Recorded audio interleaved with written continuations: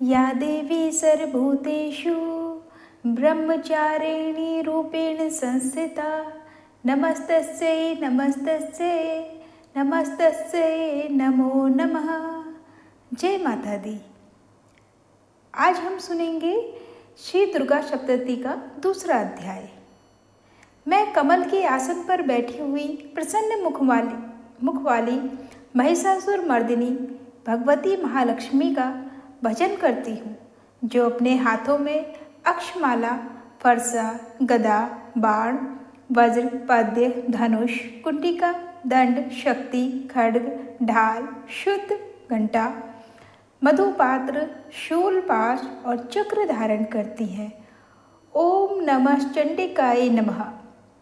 महर्षि मेधा बोले, प्राचीन काल में देवताओं और असुरों में पूरे 100 वर्षों तक घोर युद्ध हुआ था और देवराज इंद्र देवताओं के नायक थे। इस युद्ध देवताओं की सेना परास्त हो गई थी और इस प्रकार संपूर्ण देवताओं को जीत महिषासुर इंद्र बन बैठा था। युद्ध के पश्चात हारे हुए देवता प्रजापति श्री ब्रह्मा को साथ लेकर उस स्थान पर पहुँचे जहाँ पर कि भगवान शंकर विराजमान थे। देवताओं ने अपनी हार का सारा वृतांत भगवान श्री विष्णु और शंकर जी से कह सुनाया। वह कहने लगे, हे प्रभु, महिषासुर सूर्य, चंद्रमा, इंद्र, अग्नि, वायु, यम, वरुण तथा अन्य देवताओं के सब अधिकार छीनकर सबका अधिष्ठाता स्वयं बन बैठा है। उसने समस्त देवताओं को स्वर्ग से निकाल दिया है। वह मनुष्यों की तरह पृथ्वी पर विचर रहे हैं। दैत्यों की सारी करतूत हमने आपको सुना दी है और आपकी शरण में इसलिए आए हैं कि आप उनके वध का कोई उपाय सोचें। देवताओं की बातें सुनकर भगवान श्री विष्णु और शंकर जी को दैत्यों पर बड़ा गुस्सा आया। उनकी भौहें तन गईं और आंखें लाल हो गईं। गुस्से में भरे हुए भगवान विष्णु के मुख से बड़ा भारी तेज निकला और उसी प्रकार का तेज भगवान शंकर, ब्रह्मा और इंद्र आदि दूसरे देवताओं के मुख से प्रकट हुआ। फिर वह सारा तेज एक में मिल गया और तेज का पुंज वह ऐसे दिखता था जैसे कि जाज्वल्यमान पर्वत हो। देवताओं ने देखा कि उस पर्वत की ज्वाला चारों ओर फैली हुई थी और देवताओं के शरीर से प्रकट हुए तेज की किसी अन्य तेज से तुलना नहीं हो सकती थी। एक स्थान पर इकट्ठा होने पर वह तेज एक देवी के रूप में परिवर्तित हो गया और अपने प्रकाश से तीनों लोकों में व्याप्त जान पड़ा। वह भगवान शंकर का तेज था। उससे देवी का मुख प्रकट हुआ। यमराज के तेज से उसके सिर के बाल बने। भगवान श्री विष्णु के तेज से उसकी भुजाएं बनी। चंद्रमा के तेज से दोनों स्तन और इंद्र के तेज से जंघा तथा पिंडली बनी और पृथ्वी के तेज से नितंब भाग बना। ब्रह्मा के तेज से दोनों चरण और सूर्य के तेज से उसकी अंगुलियां पैदा हुईं। वसुओं के तेज से हाथों की अंगुलियां एवं कुबेर के तेज से नासिका बनी। प्रजापति के तेज से उसके दांत और अग्नि के तेज से उसके नेत्र बने। संध्या के तेज से उसकी भौहें और वायु के तेज से उसके कान प्रकट हुए थे। वायु ने उसे धनुष और बाण दिए।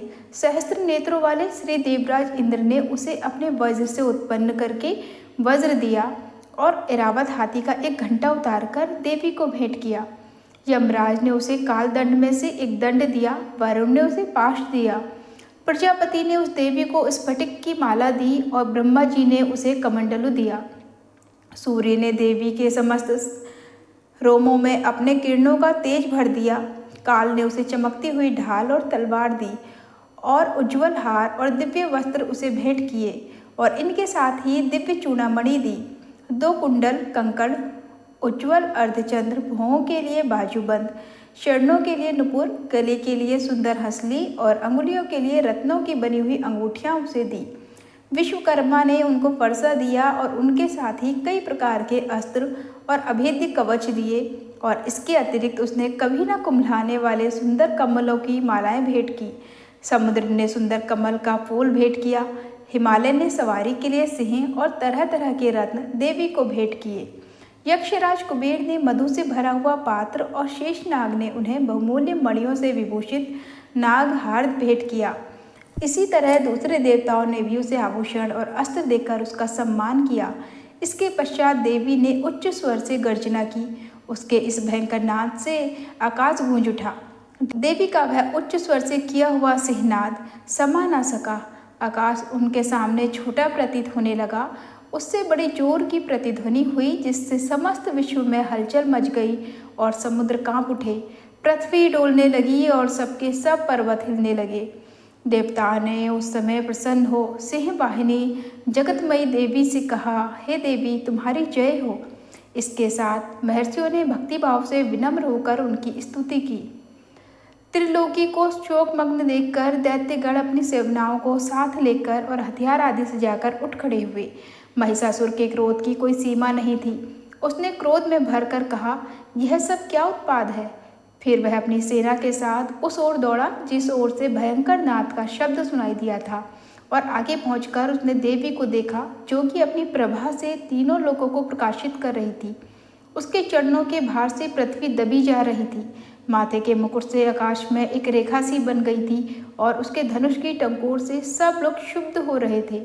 देवी अपने सहस्त्रों भुजाओं को संपूर्ण दिशाओं में फैलाए खड़ी थी। इसके पश्चात उनका दैत्यों के साथ युद्ध छिड़ गया और कई प्रकार के अस्त्र शस्त्रों से सबकी सब दिशाएं उद्भासित होने लगी। महिषासुर की सेना का सेनापति चिक्षुर नामक एक महान असुर था। वह आगे बढ़कर देवी के साथ युद्ध करने लगा और दूसरे दैत्यों की चतुरंगनी सेना साथ लेकर चामर भी लड़ने लगा। और 60,000 महारथियों को लेकर उदग्र नामक महादैत्य आकर युद्ध करने लगा। और महाहनु नामक असुर 1 करोड़ रथियों को लेकर, असिलोमा नामक असुर 5 करोड़ सैनिकों को साथ लेकर युद्ध करने लगा। वास्कल नामक असुर 8 लाख असुरों के साथ युद्ध में आ डटा। विडाल नामक असुर 1 करोड़ रथियों सहित लड़ने को तैयार था।